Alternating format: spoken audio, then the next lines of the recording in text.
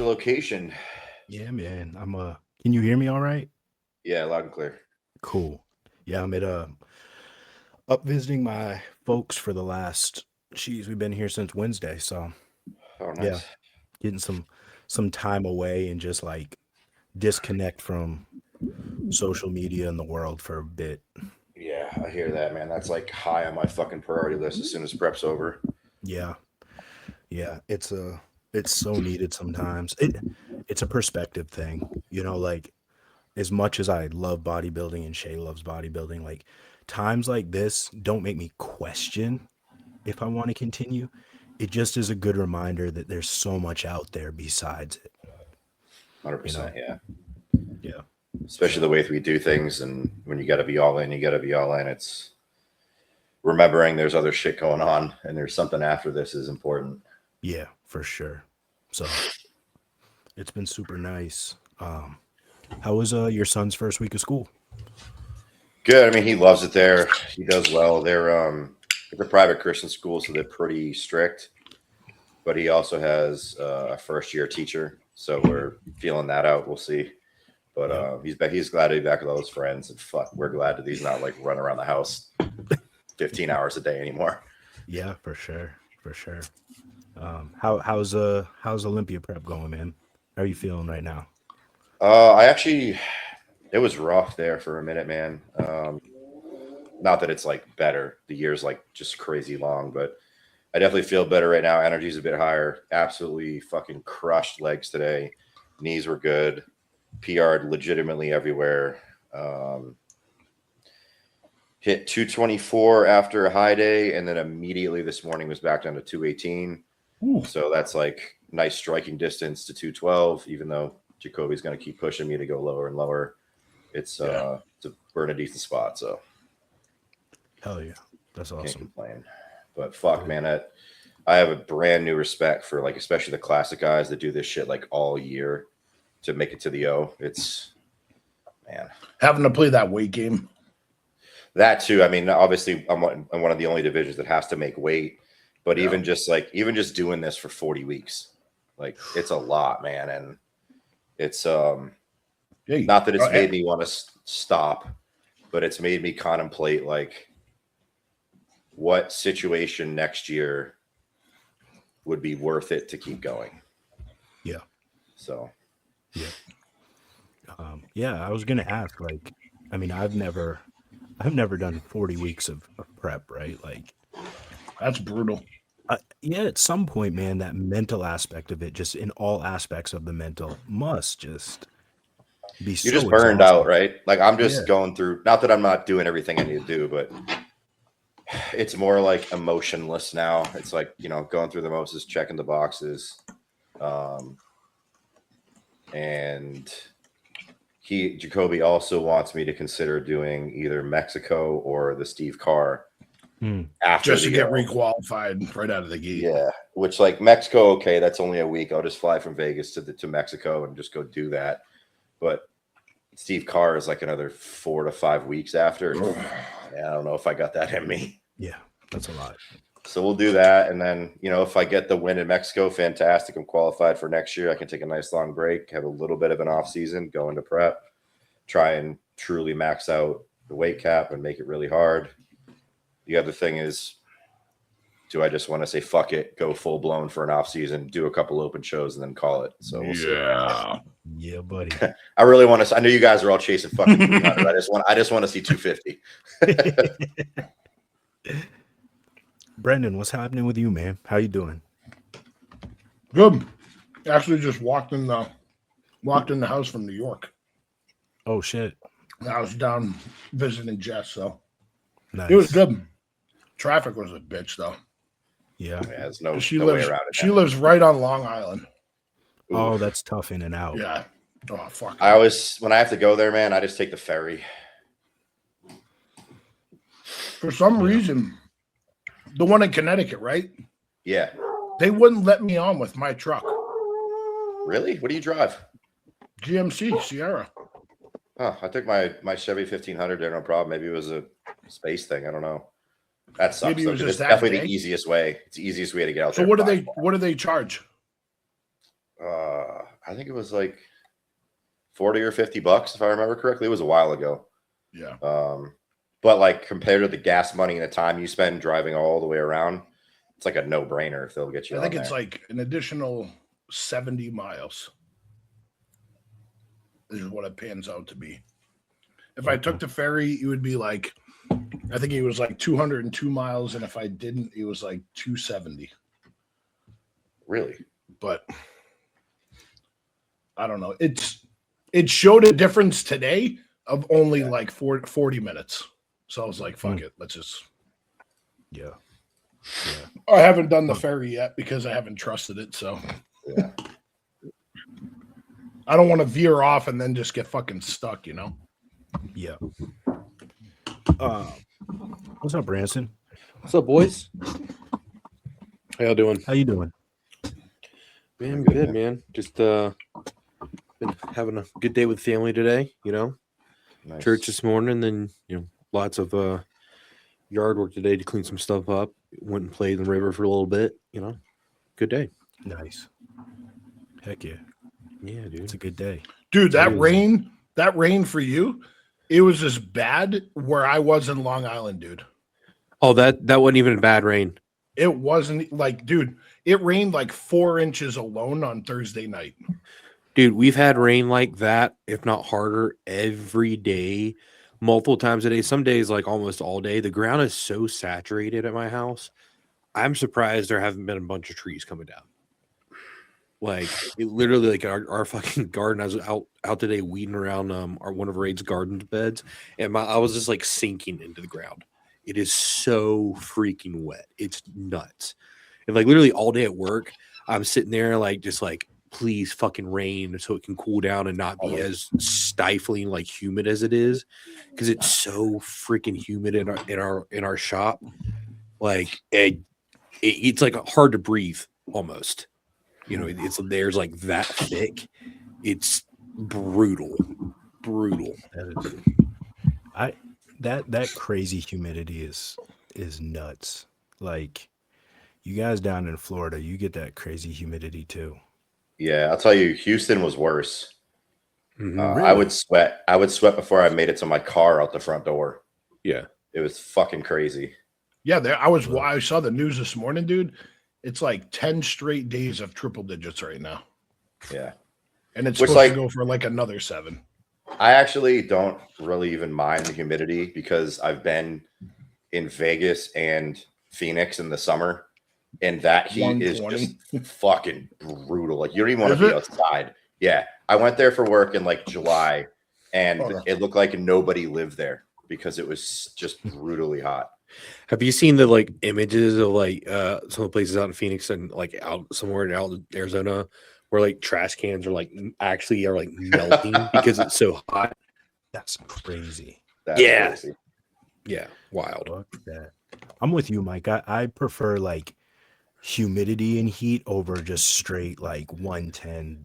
The dry heat just kills you. It takes so much out of you. I don't know, man. I think the humidity plus the heat's fucking worse. It kills me so bad. Well, the problem with the dry heat is like your sweat evaporates immediately. You literally cannot cool off. Okay, yeah. It's something else. What's up, Ken? Yo, what's up, guys? Is my audio good? It's perfect. Yeah, great. Perfect. How you guys doing? Good, man. Doing well. How about yourself? Pretty good, man. Pretty good. I was actually taking a nap when you. I was like, fuck, because you said like, what did you say? You said 8 o'clock Eastern. Yeah, and I was like, I have more time because my brain still thinks it's like Eastern, but I'm in Central Time. Yeah. Oh shit. So I finally got here, bro. So I'm good, man. Well, we're just here sitting around like some real old men talking about weather. That's what I heard. It's like, what's going on here?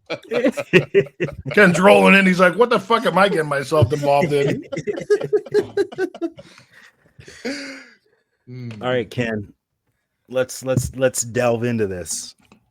Sophomore season. We talked about, you and me have had a couple chats about what you wanted for yourself out of your sophomore season. now that it's all said and done, where's your mental at? What went on through this prep? How do you feel coming out the back end? Yeah, so give myself a little plug here for the viewers. If you want to know the full scale of it, just go to my YouTube. There's a video on the actual sophomore year itself, from start to finish. But to answer your question, mentally, I'm in a very, very good place. If you asked me that maybe 3 weeks ago, maybe not. But finishing up the season, I'd say like I'm in a very, very good place mentally. I feel like finally this was in line with at least the vision of what myself and other people have seen for my physique of what it could potentially do. Oh, yeah. So we're not exactly there yet, but we've shown that we can we're trending in that direction, right? So for me, I feel very, very vindicated. I feel redeemed. I feel like I finally wasn't able to let people down, in terms of what I could potentially bring. And overall, I can't complain about the season itself. I think, everyone looks at it from a judging perspective. Where I was placed in Tampa was perfectly fair. Where I was placed in Texas was perfectly fair. So overall, I just think that from my perspective, and this is what I'm trying to communicate to a lot of people, is, bodybuilding is up and down, on the pro level. Like you're off, you slide down right outside of that first call outs, and people that don't understand bodybuilding may not understand that, like, it doesn't necessarily mean that the people that beat you are better than you. It's just that you just didn't bring your all, right? It's the best man on that day. And when you do bring your best, some people may not bring their best either, who may be better than you. And you just happen to beat them that day as well. So we're all sliding on percentages here in the pro ranks. So it's just nice for me to be able to bring something and at least end the season on a high note. I think it's the ending, right? How you end it is very important. So Yeah. So Mike, you're on mute. Mike's on mute. Right. So just a comment on that, like, and I try not to be like too critical on these things, but the part that kills me is I feel like bodybuilding has some of the, I'm going to say this, try to say this nicely, some of the least informed fans of any sport anywhere. And like, they don't understand, once you're out of the amateurs, man, like you said, the difference between first and fifth is like splitting hairs. Yeah. And it's not linear. And just because you had a great amateur career doesn't mean that your pro career starts off the same way. It's just a massive misunderstanding of just how hard it is to win a pro show, especially in open, where like you have all this talk going around about how bodybuilding used to be better, used to be more competitive. And that's absolute horseshit. Look at the last few open shows we've had, and it's nothing but Olympians in the top 5. I don't remember any pro shows from back in the day, aside from like maybe the Ironman, where everybody went after the Olympia, where you had multiple Olympians in like every call out. And this shit is fucking hard, guys. Like, it's not a given. Yeah. I was over at Destination. Dallas and Jose Raymond were here, and we were having just like a little bit of a conversation about this. And Guy had mentioned, back in their day that it was very hard to make it to the Olympic compared to now. And I disagreed, and I was like, nah, there's absolutely no way. Like, look at all the shows that are being won today. Like, if you're a new guy coming in, it's all Olympians. Like, you're not getting a chance. Like, how many people have broken through this year? Ali Edward is the only one that broke through this year. Only one.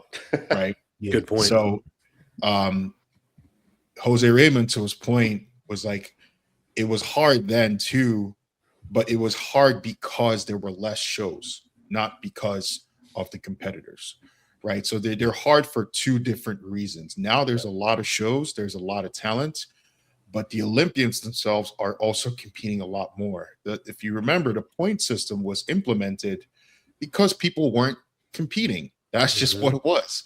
People just weren't competing, but now you have multiple Olympians jumping into 2 to 3 shows a year, which is a good thing, right? As a fan, you kind of want to see these guys at the top level compete. But when you're a new guy coming in, starting out, the fans also have to understand that, because you're not winning shows, because Colossus Ken or Joe Palacios did not win a show this year, does not mean they're bad bodybuilders. Where new guys that are making it into the first call outs, it's still a big deal.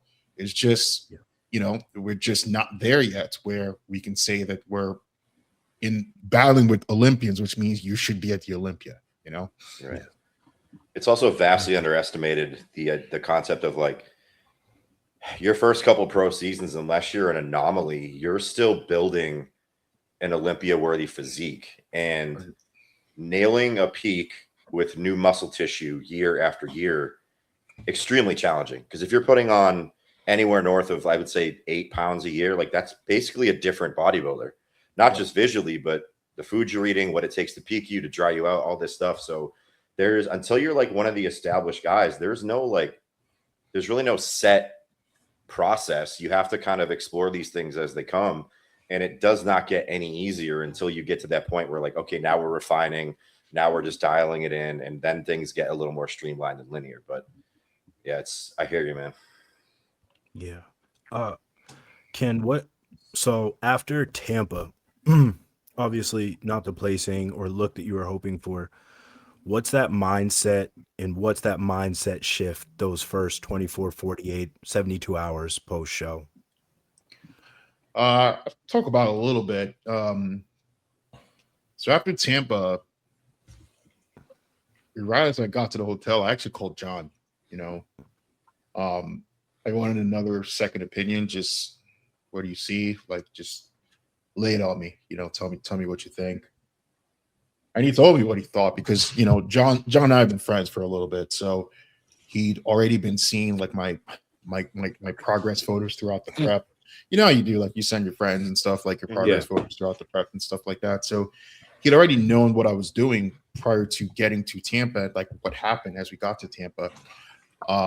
So it's like, you spilled, but you could have pulled off just a little bit more, but you spilled. Ultimately, that was what happened. And so for me, it was kind of like I had already made up my mind. I wanted to do 3 shows this year: Tampa, Atlanta, Texas. I've been very, very vocal about that. And because I had already bombed Tampa, that's like, as a competitor, that's the worst place to be. Like, you have 3 back-to-back shows, and the first one you spilled, you bombed. Like, at this point, now you're just trying to fix a problem, right? Growing into the next 2. So my thing was I had asked him, like, what are the chances of me actually even doing Atlanta? And he was like, if he was in my shoes, John's a very nice guy. He's not going to, tell it as it is. If I ask Mike would say, fuck that, but that was like, in his professional opinion, it's not enough time, right? Like, Texas is a little bit more feasible. So that was when I made the decision that, okay, if I say Texas, realistically, do we have enough time to bring a good look? And he was like, yeah, I think you can do it. So John already knew, like, we'd already talked about this. This wasn't like I picked up the phone right after Tampa. Hey, John, help me out. And he was like, yeah, let's do it. We'd had these discussions in the past, it's all the way back to the Arnolds, where we kind of flirted with the idea. It's like, is it possible, to see us working together, and what he would expect if I worked with him, and kind of like his process and style. So it was kind of like something that had been on a placeholder that we had just, set on play, so to say. So, from then I kind of started working together. I mean, I talked to Andrew about it as well. I told him my reasons why. It's not like I just ghosted and it's like, I'm not working with you no more. We had a phone call man to man. I told him, my reasons why I was moving on. And Andrew's a great coach. I think most of you have known him in the industry for a while. He's got some great, phenomenal clients. Mm-hmm. It's just some coaches' process just don't work for everyone, you know. And just that process just doesn't work for me, especially Andrew's kind of like in the camp where he's not really at the shows either. So for a newer pro like me, who's just starting out, that's a very difficult place to be, where you don't have a lot of experience and you kind of have to do this thing yourself. He was never at any of my pro shows. You know, he was only at North Americans. That's the only experience I've ever had. So it was kind of like, okay, I kind of need to recalibrate what I'm looking at here in terms of how I go to these shows. Like at this level, Mike, you've been there backstage, you know, everyone's coaches with them. Like you got guys, coaches moving in with them 4 weeks out of their shows, you know. It's that serious, you know. So it's kind of like in the open level, it's kind of like, okay, I really need to start playing on the same level as these guys, where I need that level. I need that level of commit, you know. I need that level of commit. So that was part of what ultimately dragged me to that decision. So with John, the first things, because he'd been already in line, was that my fatigue was pretty high. I'd been doing, you know, a ton of cardio. I train heavy volume style, and already I eat very low calories to begin with to lose weight. So my body was just fucking red hot, right? So the two things he did was he pulled me off cardio, first off. So I dropped down to 20 minutes of cardio. And I was a little bit hesitant because I'm like, I just how much cardio were you doing? What was cardio at before? Yeah, I was doing 50 minutes of cardio before. Oh, so not crazy, but man, It wasn't every crazy. time I do that with a client, they're like, "Are you sure?" And I'm like, "Yeah, do less cardio, eat more food, I promise." yeah. I was like, bro, I just spilled on stage. You're telling me less cardio? But I was like, all right. And then training wise, he wanted me to drop my training. So he wanted at least 2 reps in reserve for every single set. Like, you don't want me just going balls to the wall like I usually do. So it was kind of like, man, I don't know about this, man. I'm used to taking this away from me.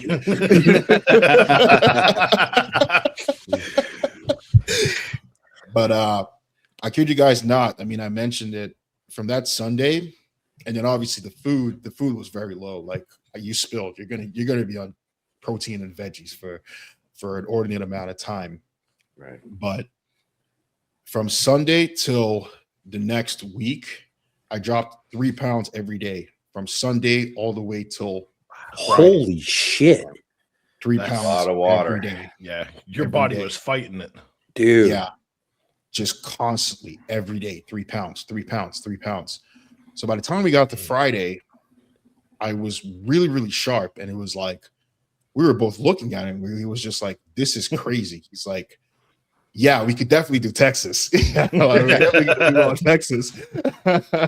So by Friday, we had enough time, and it was kind of like, okay, let's start to introduce a little bit of food. And then he had told me on Tuesday, he had asked me if it was okay for him to jump into Texas because he was looking at his prep, and he only did a 6-week prep, like literally 6 weeks, which is insane. But he was ready, and he's like, you know, I want to ask you because you're my client, and it would be wrong of me just to jump in. And I was like, buddy, I just got here 12 days ago.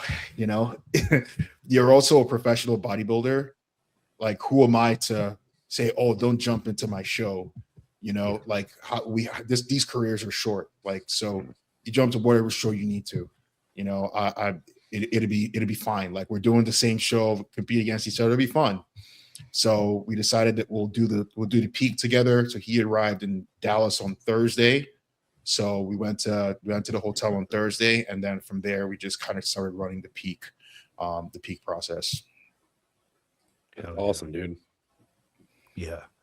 It was as your friend and as a Kennedy fan, as far as like your look, it was, I think we were all talking about it, and we were all very much rooting for a minimum, you know, top 5 finish for you Oh, yeah. going into Texas. Oh, yeah. So it was it was one of those moments when I was watching the live stream and you came out. It was like finally like, yes, man, yes, he's fucking arrived. Like, yes. So Yeah, I was shouting out my man Brendan. He said I'm going for the win. I was like, I don't know, man. You got me hyped up with the conversations that we had behind the scenes. So I'm like, yo, I'm fucking. Me and Mike are sitting on the pod, and they're like, everyone's like, dude, is Kennedy doing Texas? I'm like, I don't know. And I'm like looking at Mike, and Mike's looking at me, and I'm like, he's gonna fucking win it. Let's go. yeah. So that glutes and that John posted, and he's like, yeah, this is it. Oh yeah. I saw the ripples, and I'm like, yep, dub, here we come. Yeah. No. So when John got called in 4th and then you got called in 3rd, it looked like an emotional moment for you as you stepped out. How was that? Yeah, it's kind of like here's a guy that just like, I don't want to sound overly dramatic, but this is how it feels to me. Here's a guy that literally just saved my career. You know, this guy just saved my career. Like, he didn't have to do it. He was doing this show. He could have said, I'll start coaching you after this season. Like, I'm doing Texas. I don't feel comfortable doing it. I'll start coaching you right after this season. He didn't have to do it, but he decided to. This is a guy that saved my career, you know, and I just wanted to make sure that he got that recognition on stage, you know, which is why, like, if you notice, as the woman was about to give me my medal, I told her just like, hold on a second. And I went and I hugged him and I told him, thank you. Like, thank you for everything you've done for me, because he didn't have to, you know, he really didn't have to. Like, John is not like a coach that's needs money, you know, doesn't need money. So it's like, for him, it's just the kind of person he is. Like, he doesn't need the money. Competitively, he was already going to go into the show. That's one less competitor you have to worry about, right? But he did it anyway. So for me, it was kind of just like, yeah, thank you for everything, man. Like, you don't know what this means to me, you know, for my career. Because I felt like after Tampa, I know, like, yeah, you know, he was 7th. It's not that bad, but like, it's the look that matters, right? It's the look. It's not even the position. And it was kind of just like, man, I kind of feel like my career is going the way of the dodo. You know, here's a guy that he came out soaring high, you know, everyone. He did play his first call outs, his first pro season, and had a massive off season. He's like, and this is it. Like, after that off season, this is what we get to see. And it was just like, I don't know, man. Like, if this is how this is kind of going to go, the trend of what's going to be going for me, Mike and I have already talked about this before, where I've said before that if I can't be in the mix in bodybuilding at a certain point, it's like, I'm out, man. Like, what's the point? It's not like I'm making my money from this industry. You know, I'm doing it because I love it. So it's kind of like, is my career, is this where the road starts to end? You know, is this where the road starts to really, really end? So I feel like John gave me an extension to that road to keep it going and to continue. I think it's more so he's just getting you started on that road too, dude. Because I mean, all of us are huge fans of your physique, dude. It's phenomenal. It's thank you. Such a small waist, to crazy big shoulders. You're thick as shit, you know. And you know, I remember seeing, you know, when you won your pro card, I was like, this guy's gonna fucking destroy people at the pro level. It's gonna be nuts. And you know, ever since then, I'm like, man, this guy comes in, like, if he can come in hard as nails conditions, everybody's fucked. And the change we saw from Tampa to Texas, 12 days, got me stupid excited. And literally, like we were all messaging that. I'm just like, dude, I can't wait till next time he competes, because John, you gotta get him in like hard as nails, like Clarita. Like, watch out. No one's safe. No one is safe and he is going to be. And I'm going to go ahead and state it now. You're going to be in the top 5 of the Olympia, at least. For sure. Like, dude, there's Zero no doubt. question about it. Zero doubt. I can even see you winning it. And I've never said like from anybody before that like I could see them win it, like who hasn't even come close to that yet. Like I could see you winning the Olympia, hands down. You know, you're that put together kind of all around. You're literally the physique that almost all of us are like.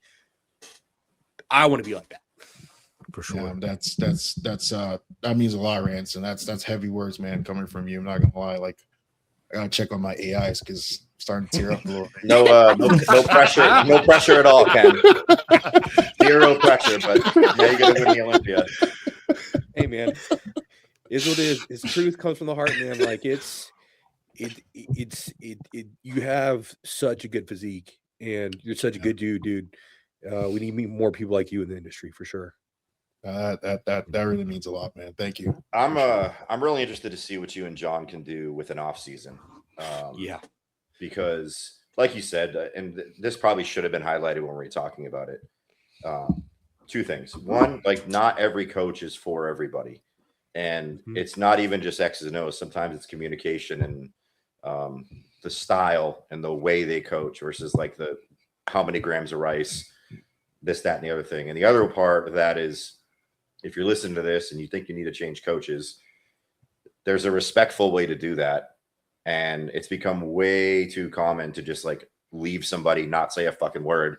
And then I've had this happen, you know, you come to a new coach and then your old coach messages your new coach and is like, hey, what the fuck? And I'm like, I didn't do shit, man. He just showed up. Like, I'm sorry, whatever happened before you. But the same way that, you know, John's style of peaking you produced a crazy result. Like, I think you're probably going to see that not only did that build trust because he got you where you thought you needed to be, but if he's able to do that in such a short amount of time, I think logically his process is likely going to be better for you in the off season as well. And you know, this gets a whole lot easier when you kind of optimize things. You can eat more food in the off season. You stay a little bit leaner. You don't got to put on 10, 15, 20 pounds in an off season, and everything kind of like gets a lot closer and tighter together as opposed to having to run these marathons. So I'm excited to see it. Yeah, because one of the big things for me, this one was we didn't use diuretics for the show at all. I've never done a show where I didn't use diuretics. So, you know, even the proposal of that for me was like Probably freaked you out. Bro, did you see what happened 12 days ago? John, I am African American. John, I am African American. I don't know if you know. You no fucking idea. I'm like, bro, did you see what happened 12 days ago, man? Like what are you talking about here? But when he explained it, then it made sense. You know, like I'm someone that like, if you're able to logically explain something to me and it makes sense and I can build trust in that, then I'm 100% through with the process, right? So for me, like that is also something that's very different, where I'm used to just being the soldier versus kind of just having someone sit down and explain why they're doing something. And that gave me a lot of reassurance and faith and confidence that, okay, he kind of knows what he's doing here. And if that's the process that he's going with, I'm willing to at least try it because on paper it makes sense, you know, and then it did. It really did. When we spoke last week, I was always excited for this because I like the way you convey your messages to people listening. And I like to ask the harder questions. Since we've known each other, Ken, and I think this is most everybody, but I would say Ken's toughest critic. And you've always, when we talk, seemed to have how do I want to put it, like stepping stones on where you should be in your career at a certain time, and it seems to play a big part in your mental and your process. Has any of that changed, or did the outside noise? I know the first prep, you know, we talked about the rookie season, we talked about does that outside noise of the expectations of you mess with you? And I remember at that point you said, nah, those expectations don't do anything. In the sophomore season, did that change at all for you? Because now you're coming back. I think expectations are probably a little higher. Your name's more known throughout the industry. The potential, right? That word potential that always gets thrown around starts to be used more with you. Did that mount up at all? Did any of those processes in your mind change? The timeline of what you're saying hasn't changed. So the sophomore season, part of my objective was to break into top 3, right? Because my rookie season, it was like, okay, make the first call outs, just make the first call outs. So at least people can know that there's promise there. Sophomore was, if you're able to win a show, that's the cherry on top, but minimum top 3, right? And then junior year, it's kind of like, okay, now you need to really win a show, right? So just have that linear progression through your career. That was what I had in mind. People talking didn't really affect me, so to say, in terms of my timeline. But I'll be honest, like people are not being honest with themselves when you're on the other end of this, when you're being dragged through the mud and you're in the spotlight, and you just want to mind your business and just do your thing, and you open up a YouTube video and Colossus Ken is the first thing you see there, and it's like, what a shame, just what a shame. Just he has the potential, but what a shame. That's all. You can't escape it. Like, it's hard to say that. I'll be lying to you if I say it didn't bother me, seeing that. You're human. I'd be lying to you. But that's why if you notice, I put out that post after, basically just telling people, yeah, this is the low. This is the low that, that is there. Like, and this is a low that people experience, but I'm not going to cower away. If that's what the point is, I'm not going to cower away. Like, I'm going to try again. I just wanted to put that out there because I think it's also important for people.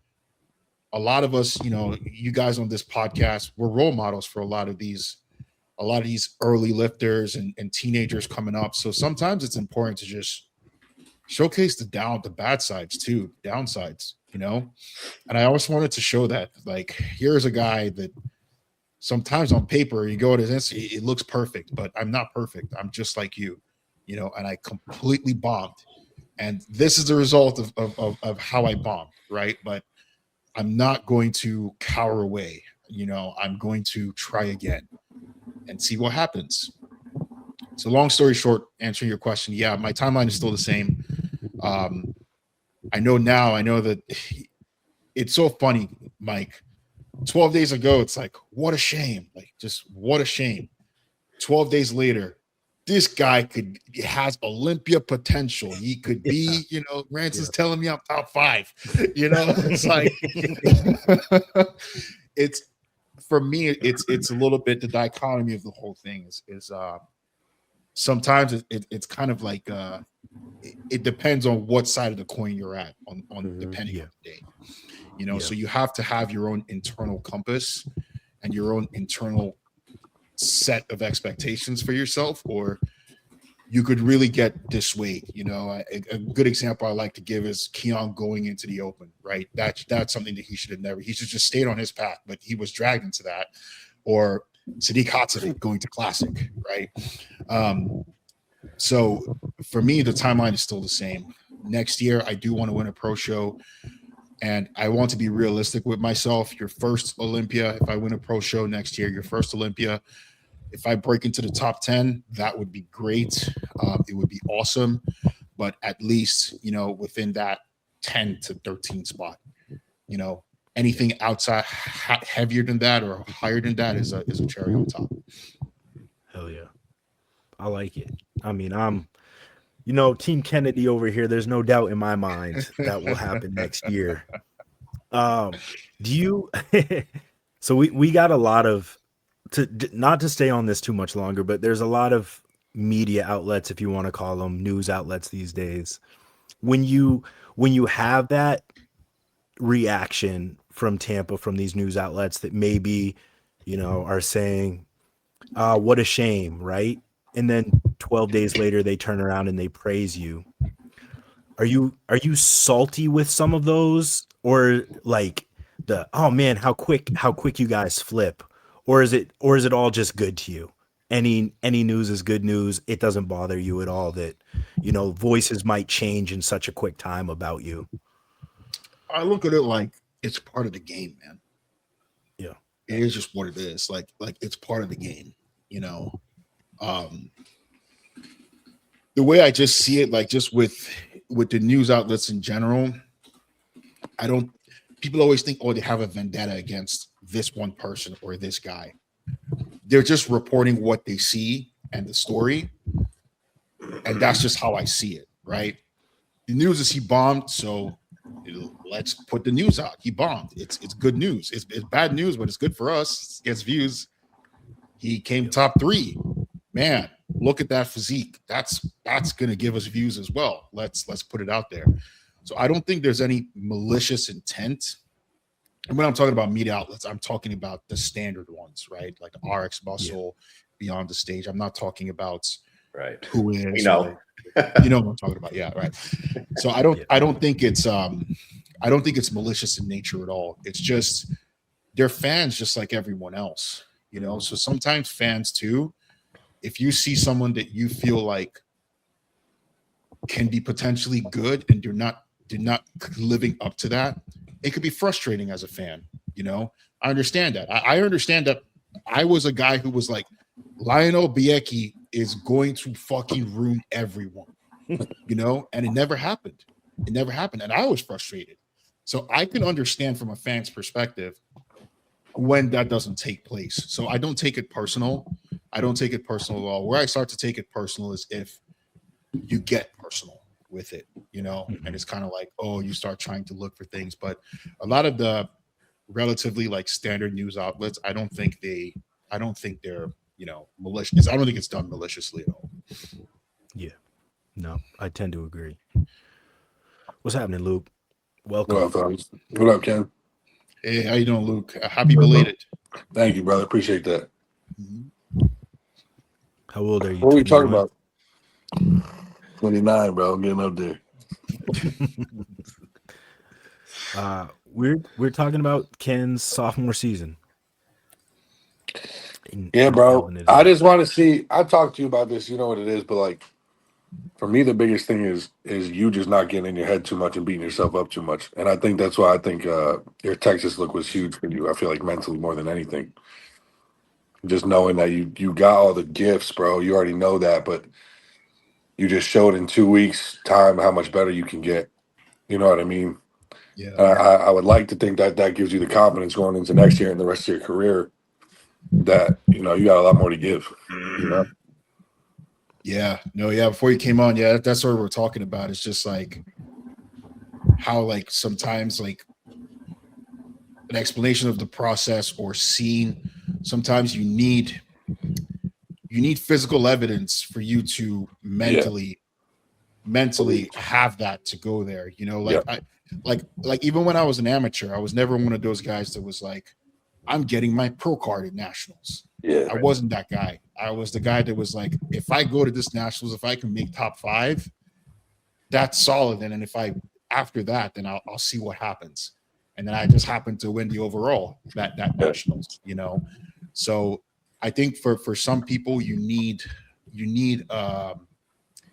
the evidence, because I'm a very logical person. You need the evidence to then make those I don't want to say delusions of grandeur, but to make those aspirations, higher aspirations with each tier, because then you already have some kind of like already established results. Like validation, yeah. Exactly validation for you to then go there. Because if I before Texas, if I had woken up and told you guys that I'm going to be top 10 at the Olympia, where is the evidence of that?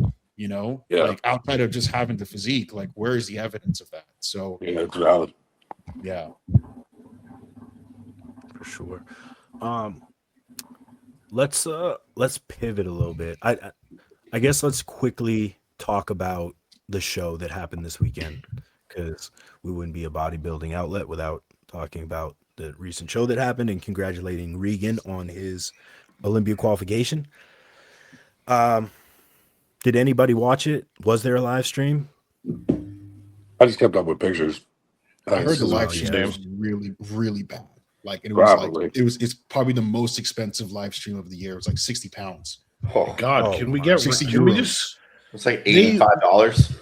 They Yeah, like legit 60 euros. need to just adopt the whole fucking black backdrop. Yeah.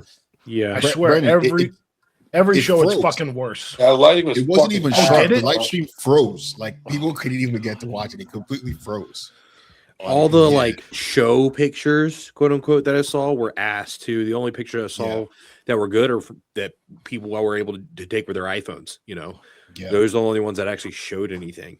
Everything else was too Yeah. blurry. And it's like I can't fucking see shit on how people look. Yeah, I only saw those shitty pictures everybody else saw, so I guess I can't really challenge any call that was made because it's really hard to Yeah, I'm not gonna distinguish lie, what's bro. going on. I looked at I mean- pictures, but I can't even tell you what I saw. Yeah. Like, no, I no one can't- can, bro. No one can. Exactly. So congratulations to Regan. I guess we'll keep this short and sweet. Congratulations to Regan on the Olympia qualification. I will say though, him beating Damian Cuffle is definitely That's big. it's definitely a feather in his hat because I think Damian is a formidable guy. I mean, the guy's like, well, Dude, I don't think pounds on anyone gave him a stage. shot. I don't think anyone. All the outlets did not give fucking Regan a shot against Damian this past week. yeah, Yeah. yeah, Bro, Yeah. Damian's a freak, bro. And he came. Didn't he come from Classic? yeah. He came from Yeah. Classic. Crazy. No, I didn't know that. Yeah, 300 He's- pounds on stage in shape. He's, And not, I he's, fell not, out. he's no joke, you know. He's no Oh. joke. So it's kind of like for Regan to beat him. I kind of, Damian's already qualified. I kind of put his physique around like a lot of the current shows that ran this year, and Yeah.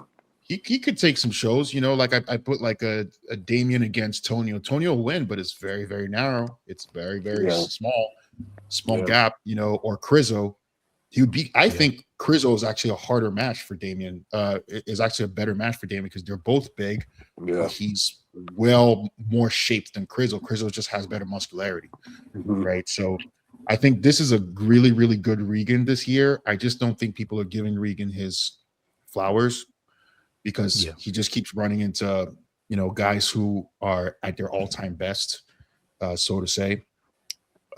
However way you But swing it of who should to win. be like perfectly blunt and honest, I think part of that is what you've seen as a competitor, where people expect that you have more and they're waiting to see it. Regan's obviously been at that level for considerably longer, and we're still kind of waiting for like, okay, where's the perfect Regan?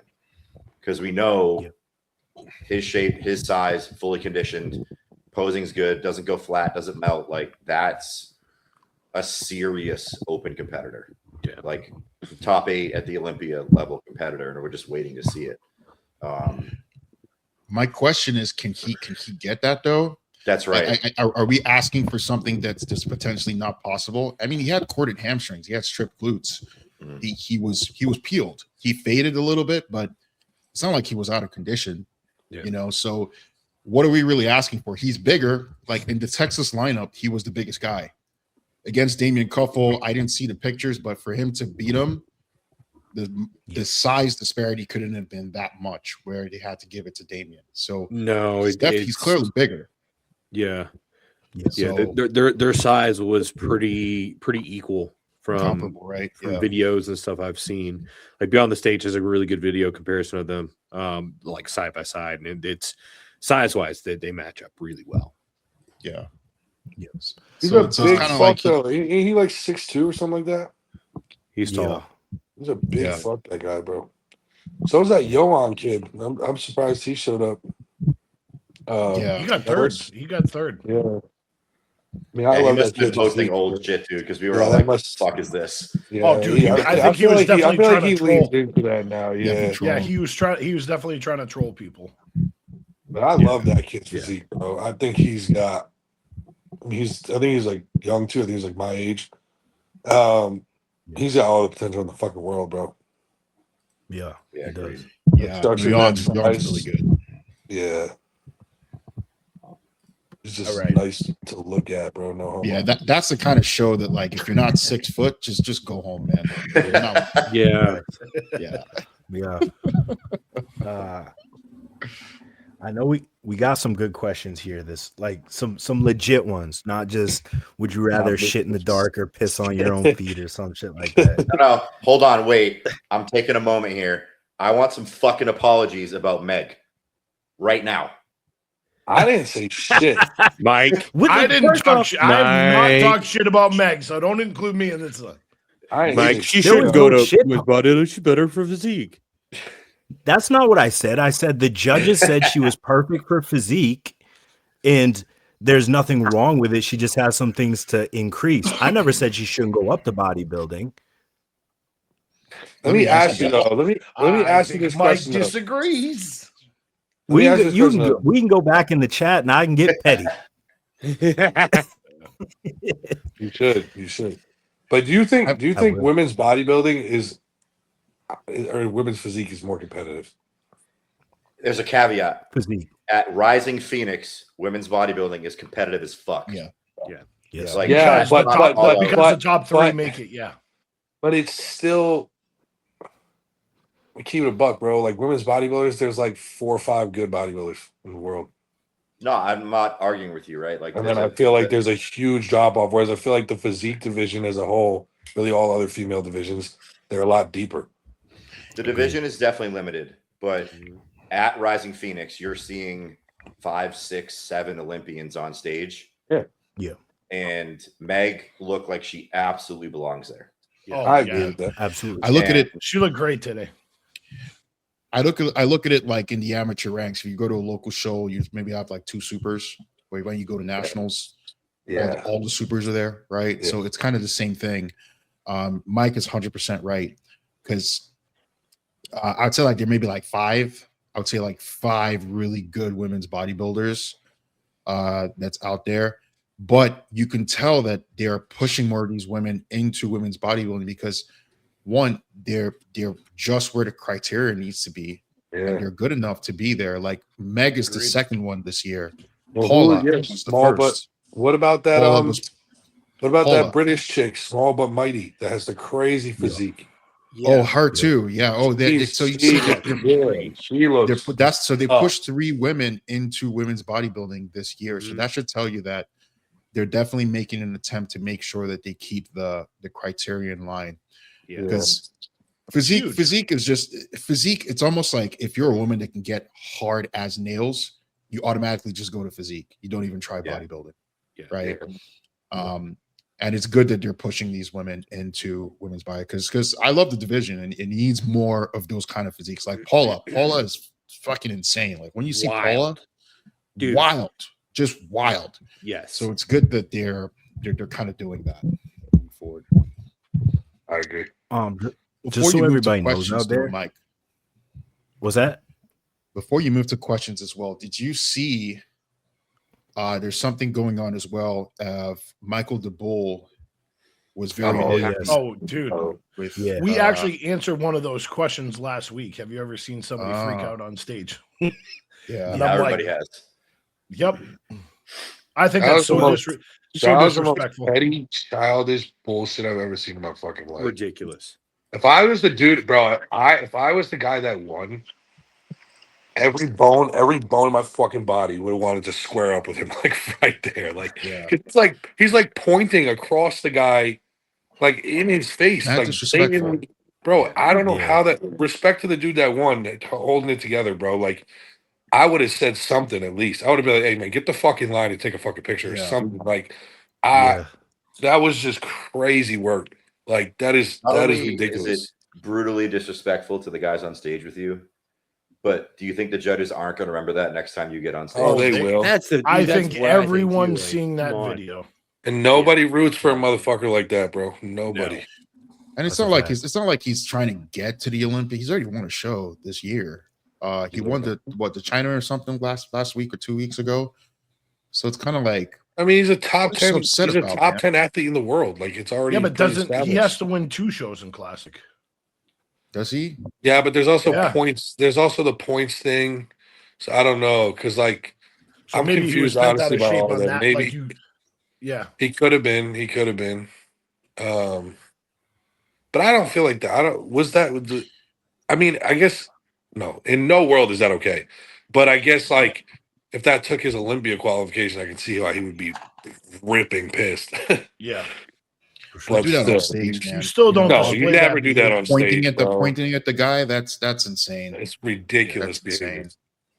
insane. Yeah. What do you think? What do you think repercussions? He's already like this fucking. from Wait, something. is he qualified? from No, something not ever. like He's that, on or- points. The Bulls on points only. Yeah. And he won't So make it. where's he? Yeah, he won't sue. He's only got 13 points. The top guys have 38, 28, 26, 24, 24. So he's not going.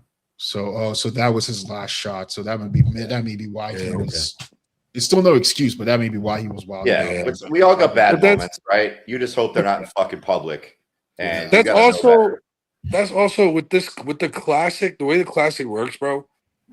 Like he was very clearly arrogant or confident that he was just going to win the only 2 shows he went and did, and didn't really pay much respect. Like a lot of these other classic guys, bro, they're running the fucking gauntlet, like Gauntlet. doing fucking 10 shows a fucking year to try and get their 2 wins or rack up their points or whatever.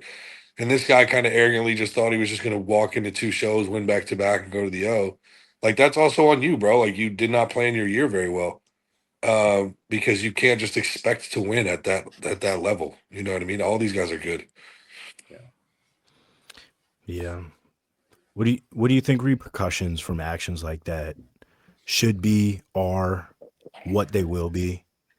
Like, do you think it will be as harsh as like what Martin got, or do you think this is just something that blows over and people go, in 2 weeks, whatever? I don't think it's blown over. I don't think it'll be quite as harsh as Martin because Martin was flipping out on fans on social media. Yeah, Martin's was the shit afterwards. I It would was- say that yeah, it wasn't as Michael's much as moment, stage acting. the actual moment on stage is worse than Martin's. Yeah, I In my agree. opinion. Yes. You're yelling at Yes. judges. Yes. Yep. I don't know. I would want that motherfucker to hurt for that. To be honest, I don't know what the consequence is, but he should feel something. I know if I was a judge and I had someone doing that next time they compete, that's gonna fucking weigh heavy on my mind. And I don't give a shit how good they look. I think that's inevitable. I think you're not gonna get placed as well. I As think a he will human be being, silently you're not- dealt with. That's what I think too. Yeah. It's kind of like if it's close between him and someone else, you're not winning, bro. Like, No, you're just not a chance. Not a You know. chance. Because another thing we just talked about here is like, especially when you're in that position where you're a champion, you're a winner, you're a role model for the IFBB as well. 100%. So you carry that kind of attitude, then you got to pull the weeds from the garden, essentially. So And shit, where did he finish last year? He's a top 10 guy, right? Yeah. He I wins think he was out in that several 7 to times. 10. I think he was in that 7 to 10 range last year. Yeah. That's not a good look. Not at all. Hey, I mean, did you guys see? Hadi got burned for just walking. Yeah. Yeah. Start pointing Yeah. like that's a little insane. Yeah, it's insanity. Agreed. I sent it to the group chat. Shout out to Beatty for being a everyday fucking superhero, huh? Oh, Did you see that, Ken? yeah. Yeah. He sent it to our group chat. Yeah, he sent it to Guys, check us out. Did you guys shit's see the crazy. actual footage or did you just see that video? Like, Ken, do you have other footage that he sent? He sent me the CCTV footage. Like, Oh, he the did? actual Oh, you saw the real shit. Yeah, I saw the real stuff. He's probably hype, yeah. That shit's, shout I out told to him, shit's like, Baby. you crazy. probably don't though. want to discuss that in public yet, though, until in case Yeah. of the case, you don't True, want to true. discuss Yeah, that. yeah. Keep it quiet. All right. Yeah, that motherfucker's crazy, bro. He's been fucking. He's been hitting the bags, bro. Yeah, he's been looking for it. You can tell he was just looking for that moment. He's like, this is the moment. Yeah. He was hyped when he saw that motherfucker pull his gun out, bro. He was like, I bet. It was fucking bad. All right, we got some good questions. Let's okay, let's start with this one. What are some recovery methods you all use, whether it be after every workout or from time to time, including saunas, massage, the extras, etc.? Zilch. Zilch? Yeah, you're about to be 30, but Just a 29-year-old guy over there. Fuck I you. just go home and suffer, bro. That's I all had do. like maybe five massage sessions last year. Like I don't fucking do any, it's just not in the budget to add in, man. I'll With the go until mouse my feed body shit, is like really about to break, and then I'll be like, all right, I need a massage. Like that's how I'd approach it. But don't if do I get that. to the That's point just where me. I can't like turn my head like at all, then I'm like, Yeah, okay, and then you're like, all right, I'll go somewhere and get some work done and actually spend the money on it. Otherwise, If I'm like, he's basically this said, kid if needs my this, body is in the red zone, Yeah. now I can, now we can do some Then maintenance. I'm It's like- not maintenance, it's not Then I fixing, just it's maintenance. Branson, how often do you change your oil? He's like every 50,000 miles. I have a Toyota. You don't need to change it.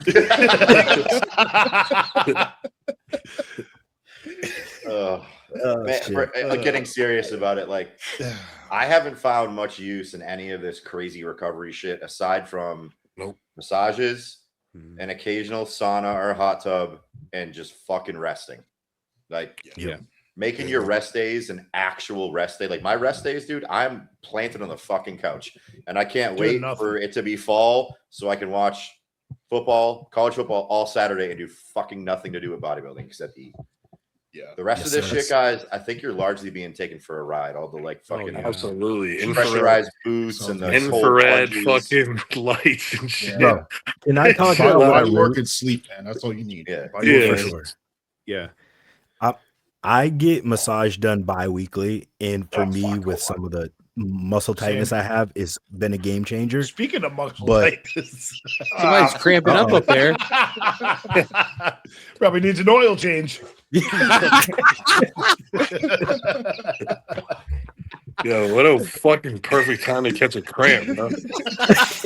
Right when we're talking, he's like, fuck it, you don't need anything, buddy. You fucking pussies. Straight Stop fucking worrying about Charlie recovery. horse. shit. Oh, that's great. You know what stories annoy me? When people have those, I don't even know what the fuck they are. Those leg things on their legs, and then they're like, Oh, the leg Take a picture. compressions. The boots, yeah, Leg the compression boots. The leg Yeah. compressions. Yeah. You got motherfuckers with the compression boots, IVs in, and infrared Yeah. lights. And they're mad Every expensive, rest too. You know that, right? Those things are not cheap. They're not cheap. No. no, Oh, no. The Hundred cheap ones are like bucks. $500. Yeah. yeah, Bro, just The get a cheapest massage are gun. like- Just get a massage gun and you're good. And you use it. They're when like you need to, $6,000, like the actual like brand models. I don't Yeah. know what Oh, the dude, knockoffs yeah, they're do the stupid. exact thing, but the real ones are like The $6,000. Normatec boots. Yeah. Yeah. It's Those are expensive. expensive as fuck. yeah. Fuck yeah. But just get you some. What were they called that they used to have the commercials for? Those compression socks with the copper in them. You know what I'm talking about? Oh my Yeah. god. What were those Oh, called? like they had like the fat old ladies would wear them. Yes, yeah. They wear them when they go on a plane. Yeah, bro. Yeah. Fuck. Yep. I know. What was that called? I used to see the commercials all the time for that shit. I think people Bro. forget that like your body's capable of doing all this shit on its own if you just give it Yeah. a chance. Let it. Just give It's it gotten fucking way time. out of hand, bro, and people are getting ripped It's- off left and right.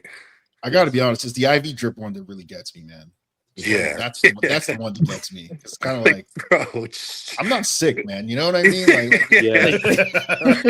not a fucking hospital, bro. Like I'm all right. I You put know what I myself in mean? a position to feel like Yeah. you know, I just had a can't couple see it. good workouts, bro. That's it. I mean, here's the thing too. Some of the people I've seen getting those IV drips are the ones who end up, actually getting rhabdo and stuff also. Yeah. So, yeah, Yeah. I mean, listen, if you got the disposable income to run all this shit, go for it. fucking go for it. Yeah, But like, money if is you're you do whatever the fuck prioritizing you want. any of that over the basics, food, rest, gear, sleep, having a decent home life, like you're fucking missing the forest, Yeah. dude. Especially if you're a guy Yeah. coming up in the ranks. Like if you're an amateur, don't fucking worry about having to go get massage and all this shit. You don't need it. You really, really don't. Like if you can afford to have a couple like before, a few weeks out from a show to kind of flush things out and kind of help things, just de-stress, fucking cool. But you don't need it, and you're gonna be better off spending your money on food. Like Yeah. you're I honestly way feel better like- off spending your money on food. I'm curious what you guys think. I feel like I need less tissue work when I'm in prep versus off season. For sure. Yeah. Like Absolutely. my Yeah. body's way more jacked up when I'm fucking obese and Yeah. can barely Well, eat. and it compounds. The heavier you get, and the longer you do this, and the higher the loads get, like Yeah. the more Yeah. critical that stuff gets. If you're Yeah. a middleweight amateur, I don't think you need a $250 massage every week, No. right? Yeah. Like you probably don't need that. I'm actually hit the point. I was telling my wife like 2 days ago, like, I think I need a massage again. She's like, oh yeah. I'm like, yeah. If I turn my head this way, my teeth hurt because of how much is pulling up my neck's pulling on my like jaw, like literally that much. bro. And no, she comes over. She's like, I was like, can you just massage my neck for a minute? And she like just comes over and she touched my neck. She's like, what the fuck is that in your neck? I'm like, oh, it's just a knot. It's fine. And she's like, I've never felt anything like that on you before. I'm like, yeah, it's bad right now, but it'll be okay. Yeah, I think once you start getting into like, once you start becoming like a really heavy bodybuilder, it's from the 230s up. I think you definitely need some kind of body work. It doesn't have to be every week, maybe like every 6 weeks, 6 to 8 weeks, I would say. Mhm. Just something to keep things opened up because Yeah. like I said, man, like especially when you're in off season and you're putting on that mask, like dude, you stiffen up so quick. Yeah. Oh, Before yeah, you bro. know it, like it's hard to like get that broken down, So Especially when you body start work to for have sure. those like really, really good training weeks, like one after another, and you're just hitting heavier and heavier numbers.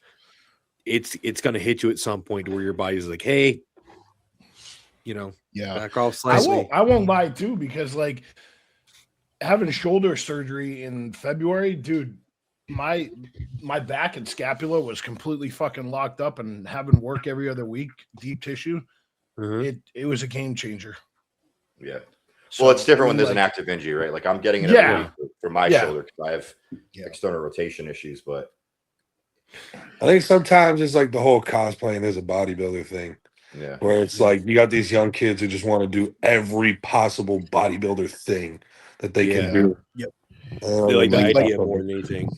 yeah. I just feel like if there's extremes, right? Like the Cutler style of like 2 times a week, 3 times a week. I think that's overkill. You know what I mean? Unless you have the money to do it. But most of us are just regular people. I say once every at least 8 weeks, just to keep things just like an oil change, just to keep things running. Yeah, And you should pretty much be fine. agreed. I agree. I like this one. Where did it go? Hold up. Okay. Do you feel that the overall PED use in the sport is getting more or less responsible as access to information about drugs and how to use them properly becomes more available? Also, for White Mike, how was the banana bread from your last high day? Nick. banana bread. Well, Luke says we need to get shirts now. Yeah, I need a black Mike Yeah, t-shirt and a white Mike t-shirt. It's gonna be Team Black Mike and Team White Mike, and y'all can pick. I want it in big letters, bro. White Mike. Y'all just need to change your name on here too before you come on, so it I can says do that in the box. Yeah. The True. banana bread was great. Thank you Yeah, for good asking. There's an What was the important question? distinction with this question, though. It's about like, has gear use gotten better or worse, like as far as risk and knowledge and all that, since people have started talking about it. I think there's a very important distinction to make here between actually in the sport or in the name of using steroids. There's a very, very thick ass line between those two things. Yes. So we need to put that out first. Yeah. And I would say within the sport, we're much more responsible. I mean, granted, right? Like I can't compare it to the early 2000s because I wasn't a part of it. But even since I've been in this sport, the information, what's available, the sources have all improved to the point that you should, knock on wood, and depending on your genetics, be able to run cycles pretty responsibly, um, and keep things in check. Versus, I don't think 25 years ago people cared Bro, as much bro, or had the ability to. when I started taking gear, it wasn't even common that everyone would get a basic CBC CMP blood panel. For sure, Yeah. Like for sure. basic, like borderline, baseline blood work wasn't even really a thing. Like you would just cycle for a certain amount of time, and then you would take a certain amount of time off, and then you were ready to go again. And like that was it. No one was checking their blood pressure or blood sugars or doing EKGs and echocardiograms. And half people didn't even take health supplements. You buy milk thistle, and then you were ready for your cycle. Like Yes. that was what it was. Yeah. So like, yeah, it's literally what it was. And everyone's favorite offseason cycle was test deck and D-ball. Everyone's blood pressure was probably like 200 over 120. You didn't even know. You know what I mean? Like Yeah. you hear You ain't guys talk lying. about it. Like people used to like, you'd get a nosebleed in the gym and you'd be like, fuck yeah, Hardcore, bro. my gear's working, bro. It's kicking in. You know what I mean? Like that's what it was. Like it's so, and people want to act like now, oh, everyone's so reckless, all these young kids, yada yada. Young kids were doing it then too. It was just more like pro hormones and whatever the fuck else. And the other thing is nowadays it's just the exposure is way greater. So you see everything. You see every kid in his cycle. You see every health issue. You see every yada yada thing that's going on.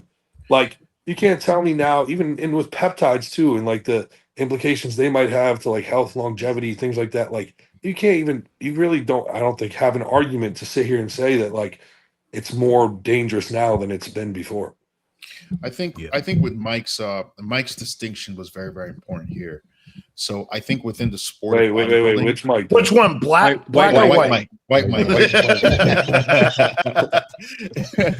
So within the sport of bodybuilding, when we talk about that context, we're talking about competitors, right? Or people that aspire to compete.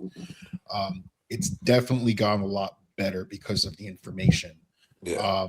There's a lot. What I would say is the access is a lot higher now. So there's a lot more people doing it compared to Yes. back in the day. Back in the day, you kind of had to be in the club. You know what I mean? Yeah, you were To be able fucking to have access to these things. Western So, Unioning somebody you'd never met before. yeah, Hundreds of dollars and hoping your pack showed up.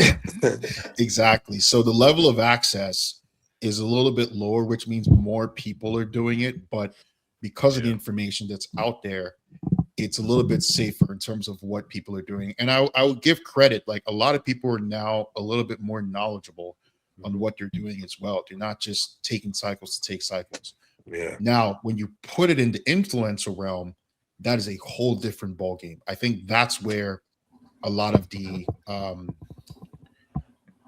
that's where it becomes like the Wild West, right? Because A lot of regurgitated now, nonsense. yeah, people are taking things for views, one for notoriety. So the more outlandish the cycle, the more views you can potentially get or whatever. And then there's a lack of knowledge, right, in that realm. And then you're not doing the other things that you should be doing when you're someone that's, on a cycle, essentially. So I think that's where it gets a really bad rap. But I think most competitors these days are pretty responsible with their use, I would say. Yeah. I tend to agree. Anybody else? Any input on that? Well, I think the other important thing is like Luke was alluding to, the health side of the things has escalated, I think, probably a little bit too far, but it's blown up like crazy. And for better or worse, now, I mean, having access to things like telmisartan, metformin, nebivolol, ezetimibe, like all these actual prescription drugs, in addition to, the health stack I have behind me, overall, if we're not, we should be in a better place than we've ever been. Yeah. And I think Ken's right that as far as like the league and high level amateurs are concerned, we probably are. The nonsense you see, like Ken also said, is from the guys that are the young kids on social media that are literally pasting their stack on their reel to get attention for the fact that they're taking drugs. And I say this all the time to people when they talk about like, oh, I could look at that if I took steroids too and all this shit. It's like, bro, you probably know 90 people in your gym that take gear that look nothing like a bodybuilder. Like what you see from us is not typical of people who use this stuff. And we are not the risk case, in my opinion. It's the fucking average Joe that's hammering shit with absolutely no knowledge about how to keep him from killing himself. It's like I'm sure I'll have guys have come to you like this before, but guys who always say they want to compete but never actually do, and they always go around just like one of the first things out of their mouth is telling you about what their cycle actually is.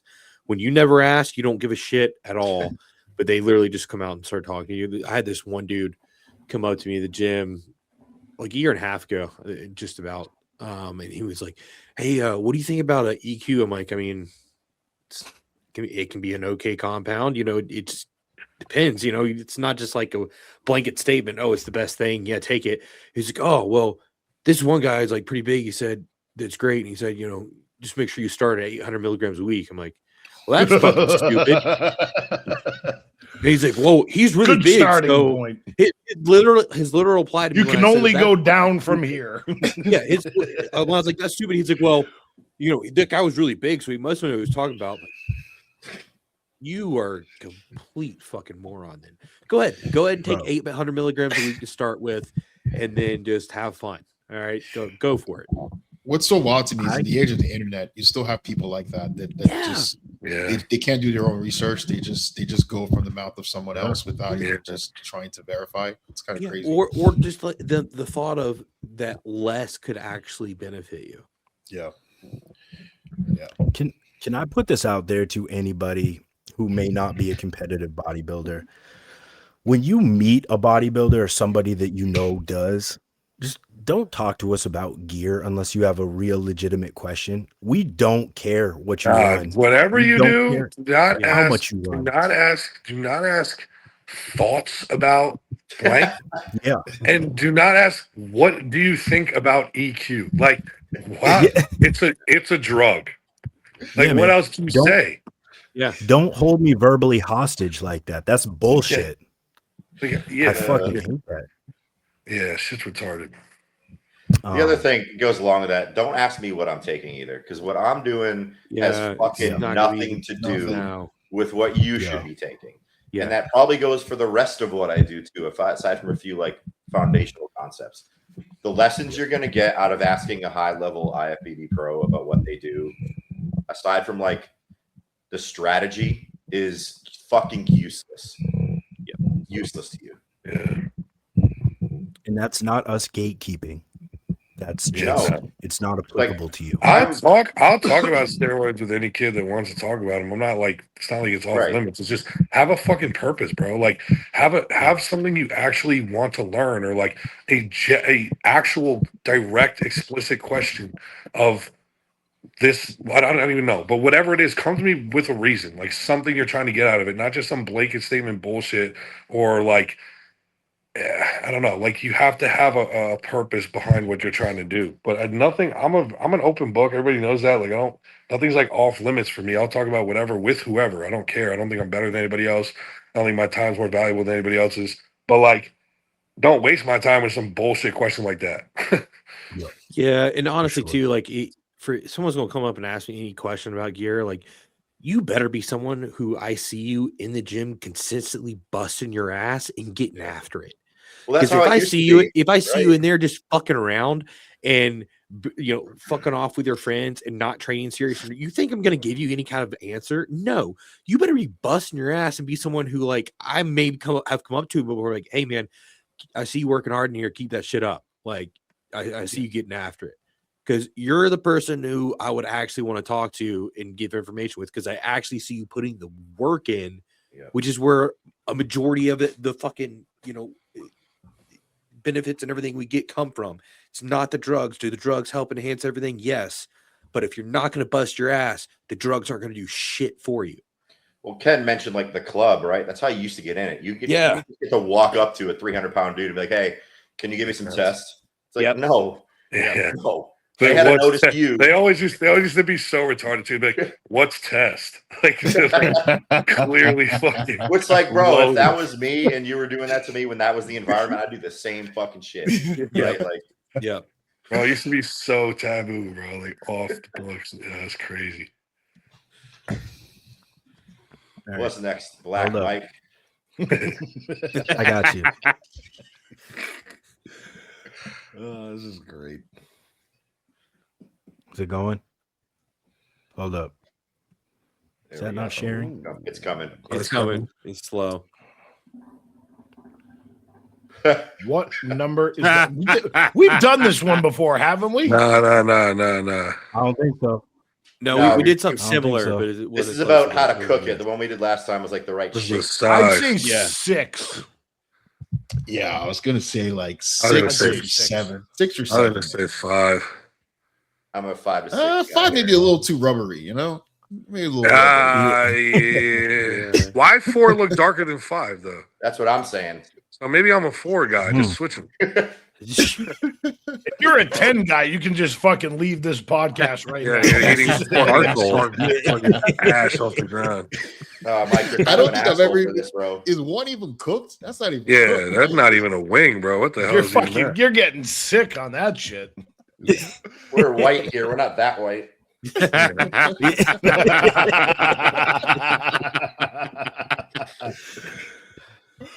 Yeah, I'm fucking with shit. 4 or 6. All right. 4 or 6.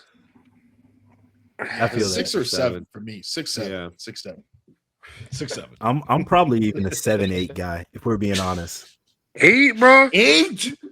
Damn, bro. What are you eating? Charcoal for fucking dinner? He likes a little crunchiness to it, man. That's all right. I like a little crunch to a wing.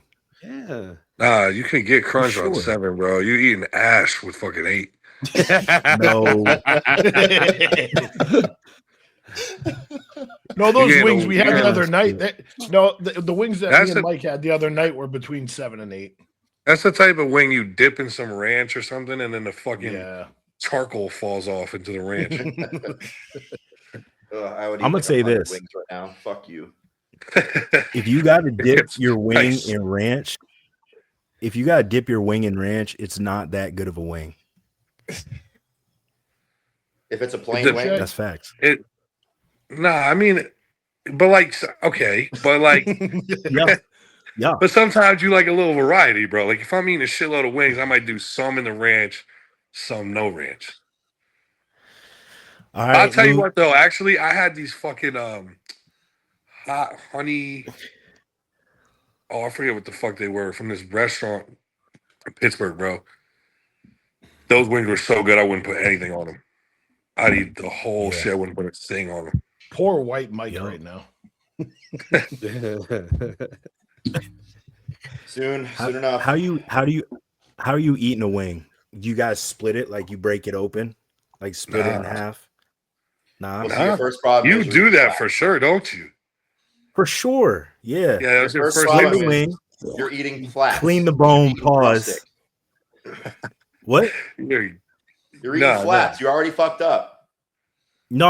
I said wings specifically, but I love drummies. Drummies over wings all day. For Okay, sure. all right. Yeah, you got to But split if it. you're You're eating not flat- breaking the shit in the middle. You Bro, break if the you put drumsticks? If you put your wing back in the fucking basket and it isn't clean between both ends, fuck you. Yeah, you're a hoe.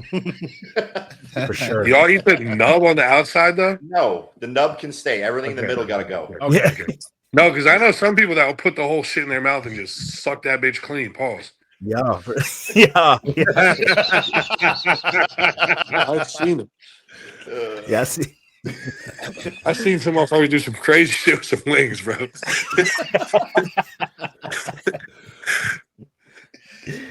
All right. All right, Luke, what's the MT2 dose right now? Because they want to look Dominican as well. I don't even, bro. I think I honestly think I permanently fucked my skin up. Oh no, you're kidding. I'm like stuck. I'm like stuck black. Yeah. How long Oh, were you mulatto on tan. mulatto Oh, tan? okay. Yeah. How long did you take it for? I was only doing 100 micrograms a day, which is not a lot. Oh, that's not Damn. bad. That was it. And that's really that's all I've ever done. And then I started doing it 100 micrograms 3 times a week. It just holds. I'm just permanently black now. Bro, I don't even want to fucking tell you what my girl said when she first saw you. She had never seen you, saw the tan, and she goes, "Is he fucking Indian?" No, You've gone too far. I swear, bro.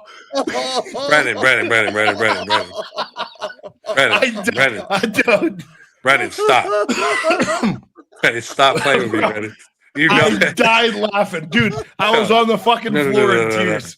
You know me. You know that's not okay. I'm like, yo, if Luke ever heard you say that, he'd fucking kill you. I'm gonna kill myself after this podcast. That's what I'm gonna do. All of a sudden, Luke's a bunch of bleach. Dude. Yeah, I'm gonna come back to like Michael Jackson next week, bro. I'm like, you have no fucking clue what you just started. Oh, fuck that. God damn it. That's fucking ass. Oh, that's amazing. This one's specifically for Ken. Somebody asked, what inspired your no look front lat spread? It was their favorite pose they saw in Texas. Oh, Dorian? I was just doing poses one day, and recording, and I looked left and it looked cool. I was like, all right, let me. It looks like it gives me a little bit more stage presence, gives me a little bit more stage, energy. So I was like, all right, I'll add it to it. And then come to find out that Dorian used to do it on the lat spread as well. So I didn't really copy it from Dorian. It was honestly just something that I just did when I was posing one day, and I thought it looked pretty sick because I used to do it on my back double as well, where I would turn my head a little bit so the trap kind of stretches out and kind of gives it a little bit of a different look. But I think that the front head tilt, just anything to give you a little bit more stage presence, the little things that can accentuate your physique just a little bit more. Like you said, it's percentages in the pro ranks, man. Those things matter. So I'll take every percentage I can get. Mm-hmm. For sure. Now I'm a big fan of it too. I think the look to the side looks super dope. Watch next season. Everyone's gonna be like this. Everyone's gonna be looking at each other doing laps. Everyone's gonna be in comparison, just looking at each other, bro. You're mad retarded. Shit. All right. Oh man.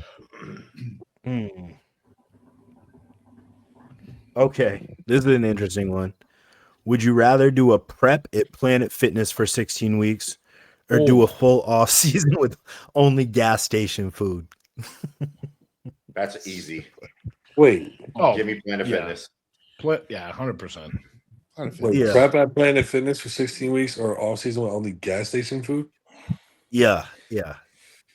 What gas station? What gas station? Wawa? And do I have to worry about? Is it Buc-ee's? Is it Wawa? You could get away with a good off season at Wawa. I actually might be able to gain a potential amount of weight that way. Do I have to worry? Season, man, may not be so bad, man. I'm not gonna lie. Yeah. Do I have to worry about getting fat though? Yes. No, you just am I gonna like? If you're eating taquitos every day, yes. You said what? If you're eating taquitos every day from the fucking roller, yes, you will get fat, bro. Yeah, I don't think I have a choice. I'll get fat as fuck. Hey man, a really good steak breakfast burrito from Sheets fucking hits, man. That's I can eat those all day. There's some gas stations that you can get some. You can get food made to order. No, if I'm choosing my preference, it's gas station. I'll eat gas station food all day, bro. But I'd rather do that than prep at a Planet Fitness. But I will be obese. I will be obese.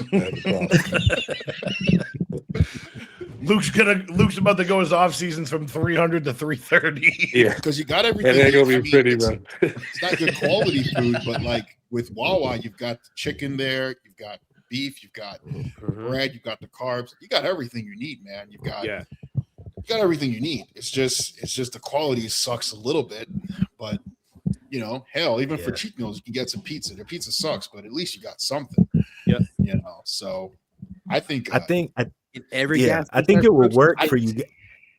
I think it will work for you guys in the South, but if you do the gas stations up here in New England, it might be a little tougher. You guys have Wawa in New England? No. Nah. Oh man, There's I think it doesn't good hit gas until like stations. the Carolinas, right? Yeah. that's crazy. the only place I've seen Wawa was in like Delaware. No, they That's got it in crazy. Jersey. All the way down here to Florida. Jersey, man. Yeah, that's crazy. They're all over here. They're all down here. There's one like down the street. There's none of those here. Wawa or Buc-ee's, man. You got yourself. Buc-ee's is unreal, bro. Yeah. I love. I still have Buc-ee's. never been to one. I still have I never love been. You got to be careful with the one you pick, though. Like, there's all the ones in Texas are cool because like it's nothing special out there. It's just fucking Buc-ee's. It's another gas station. Now there's one fucking it's either in Georgia or like Tennessee. I don't know. It's one of the ones not far from me. It's like one of the closest ones here. Terrible to go to. I mean, Why? I will never go to that one again. Why? Let's just say that everyone freaks out like it's something they've never seen in their life. And I'm talking about every single gas pump taken. There's so many people in the Buc-ee's that you almost can't move. It's like the Arnold Expo inside of a Buc-ee's. That's how tight it is. That's the only way I can explain it. We were coming back from somewhere, I think actually coming back from Myrtle Beach earlier this year, and like we're need some gas, and like, you know, kids need food and stuff, and like my oldest was like, oh, let's go to Buc-ee's. There's one, like, we saw a sign for it. We're like, all right, whatever. And my wife hates Buc-ee's anyway, because the only time she's been one, she's had that experience before. But like literally, like we like pulled up to it, and it was like, oh shit. Like it went in, and my like wife was like having a panic attack because there are like so many fucking people there. The line for the bathroom literally, especially for the women's bathroom, went like out almost to the front of the store and like all the way down to where like the drink coolers were. Like it was almost impossible to get into, and they have the most bathrooms you've ever seen, you know, anywhere, you know. So Texas ones are great, but some of the ones around here, people freak out about them, and it's like an amusement park. Yeah, I only been to one in Texas, and that shit was fire. Yeah, the Texas ones are great. Yeah, the one in Jacksonville is good. Luke, if you're ever heading up that way. My mom went there; she loved it. Yeah, the Florida ones aren't bad. The ones I've gone to in Florida, at least. Yeah, that's crazy. That's crazy that people talk about gas stations with such high praise. Nah, but that's what, bro. My ex was the one that made me go for the first time when I was living in Texas. And I was in Fort Worth. There wasn't, the closest Buc-ee's was like 30 minutes. And she came visited me, and she was like, "Oh no, like we're going to Buc-ee's." I'm like, "I'm not driving 30 minutes to a fucking gas station." I'm like, "We'll go to the fucking Shell down the street, all right?" And like, she's like, "No, we're going to Buc-ee's." And I was like, "Fine." And I drove there, and I walked in, bro. Changed my life. I was like, "All right, you win." I was like, "This is worth it. I'm coming back tomorrow."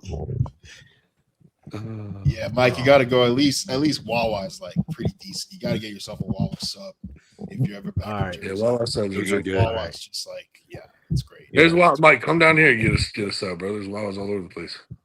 All right, bet. I will. I'm a big gas station fan, so Yeah, so all right, we'll do it. If you were put in charge of the IFBB tomorrow, what's the first change you would make? Like this question comes up on like every other podcast or something. I know it does. I'm gonna keep mine simple.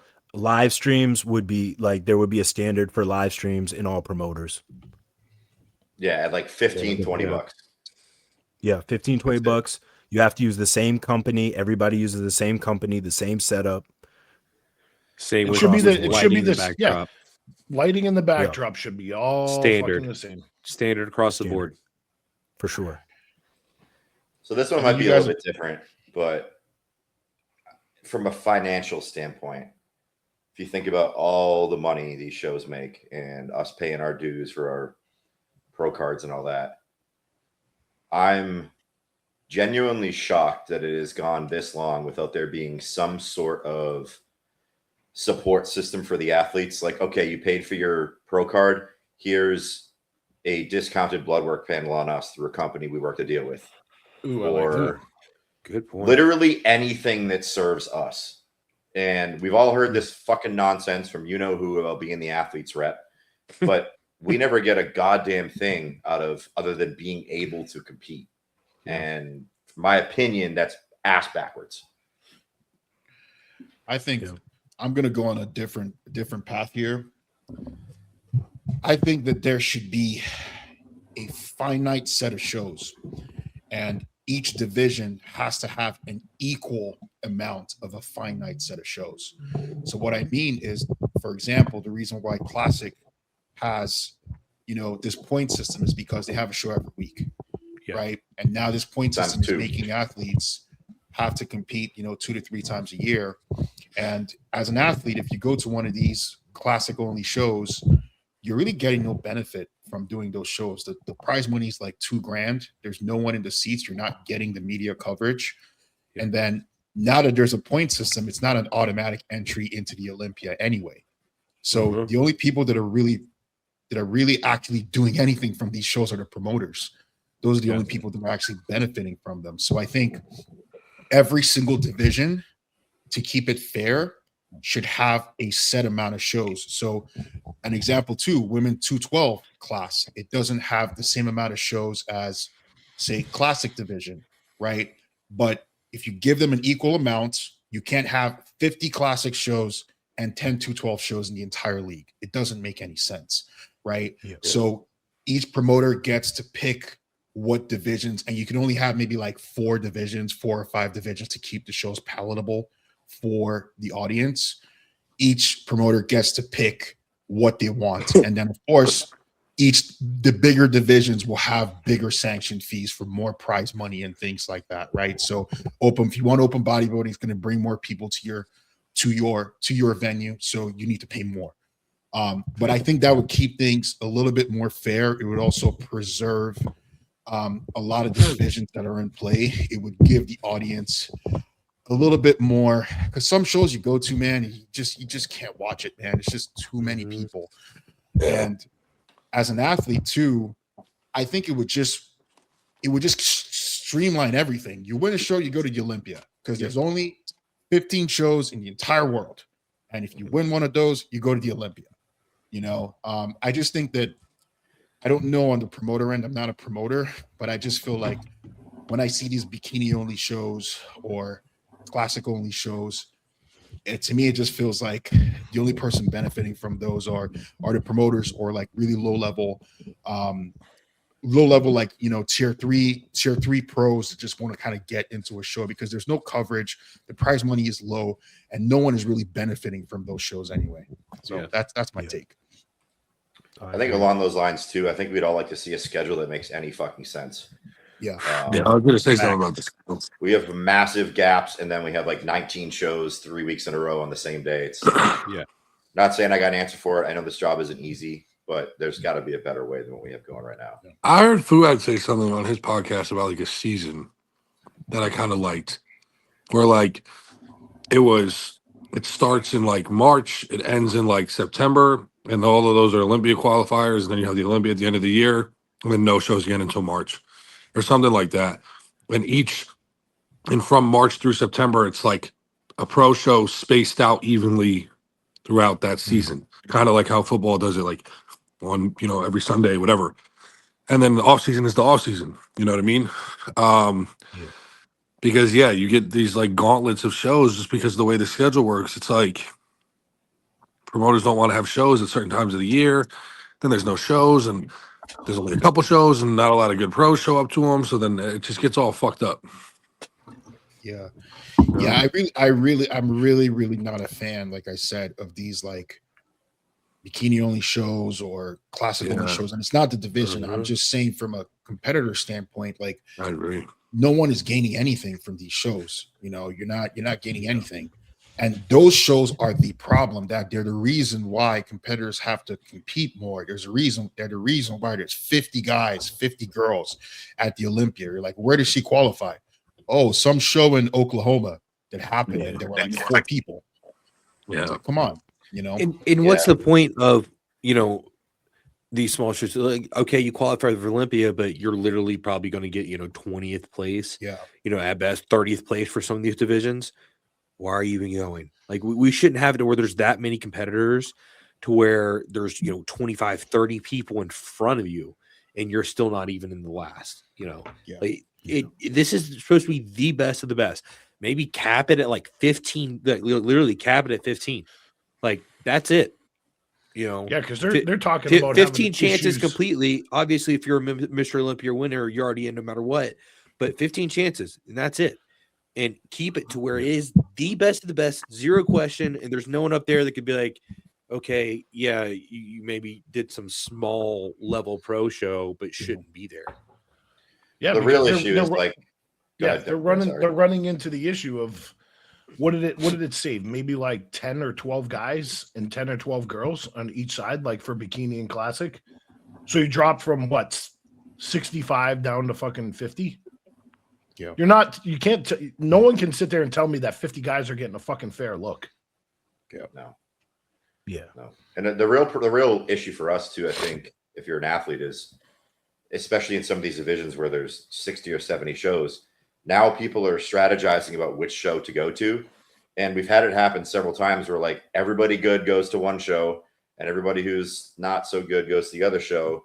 And now you have an Olympia qualifier who is respectfully like no business being at the Olympia just because they picked the right show to go to, which at the elite level should not be a question. Amateur level, sure, doesn't fucking matter. You can't control who shows up.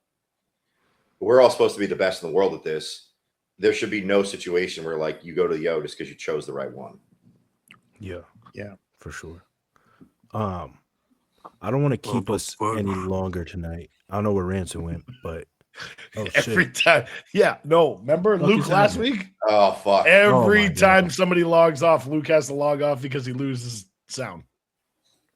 well, yeah. Well, I guess that's a Might good, be it good anyway. reason to call it anyways. But Oh, I now did they're want to both ask. coming back in. Oh, here we go. I did want to ask Ken this. Since this, oh my God. The